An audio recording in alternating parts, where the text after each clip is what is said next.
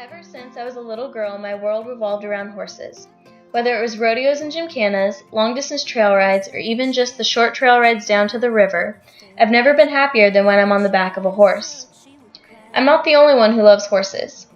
According to a recent study by the American Horse Council, there are 7.1 million people involved in the equine industry today, an industry whose economic impact averages over $100 billion per year. As of January 2017, it is estimated that there are 9.2 million horses in the U.S., and the population is growing rapidly. The question becomes, how do we manage for these populations? Horse slaughter has always been a controversial topic in the U.S., mostly due to the fact that in this country horses are considered companion animals versus livestock. Another reason people are appalled at the idea is because we have been raised with the notion that horses are a symbol of the American West and a part of our heritage. How could we ever consider slaughtering these majestic animals? Contrary to popular belief, horse slaughter for human consumption has not always been a taboo in the U.S. After World War II, it was common practice to substitute horse meat for beef. The prices on traditional meat sources like beef were inflated, and horse meat provided a more economical option. It can even be argued that horse meat is healthier due to its high protein levels and low cholesterol and fat percentages. In the early 1950s, there were over 30 equine slaughter plants in the U.S. By 1980, that number dropped down to 15, and by 2006, there were only 3 equine slaughter plants left in the U.S., with 2 being in Texas and 1 in Illinois. While there had been numerous attempts, it wasn't until 2005 when Congress passed an agriculture appropriations bill suspending federal funding for inspections of horse meat that progress in hindering the horse slaughtering industry was made. As stated under the Federal Meat Inspections Act, any meat that is not inspected is not marketable in the U.S. Due to the lack of funding and individual state regulations, the last equine slaughter plant closed in 2007.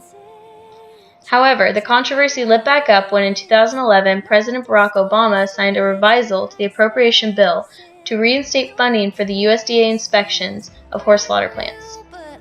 Aside from the 4 states that have laws against horse slaughter, there is currently no federal legislation preventing the reinstatement of horse slaughter into the U.S. Horse slaughter is such a controversial topic, and there are numerous organizations on both sides. Those against horse slaughter tend to be concerned about food safety and social opinion, while those for horse slaughter are concerned about the growing horse populations and the untapped export market. All parties are concerned about animal welfare. Temple Grandin, an animal science professor at Colorado State University and a renowned individual within the industry specializing in animal welfare, has expressed the concern for the horses' welfare and being exported to other countries for slaughter. She claims that the horses would be better off in the United States where we can control regulations and manage our facilities correctly. Will horse slaughter be resumed in the U.S.? Aside from the animal welfare concerns, there is also the discussion of whether or not the U.S. horse would be safe for human consumption.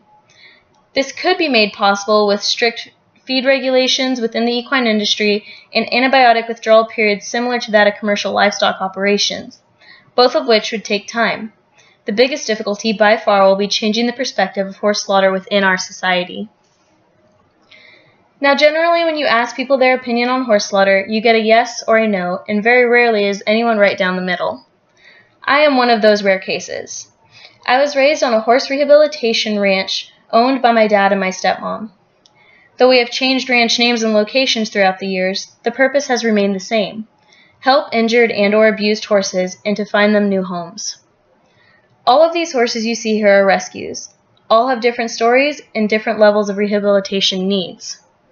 Because of what we do and what our ranch represents, my family is 100% against horse slaughter. I, however, see both sides of it. Though I see the economic benefit and the need to reduce the growing populations, there's part of me that will never be able to 100% support it due to the experiences I have gained from my upbringing.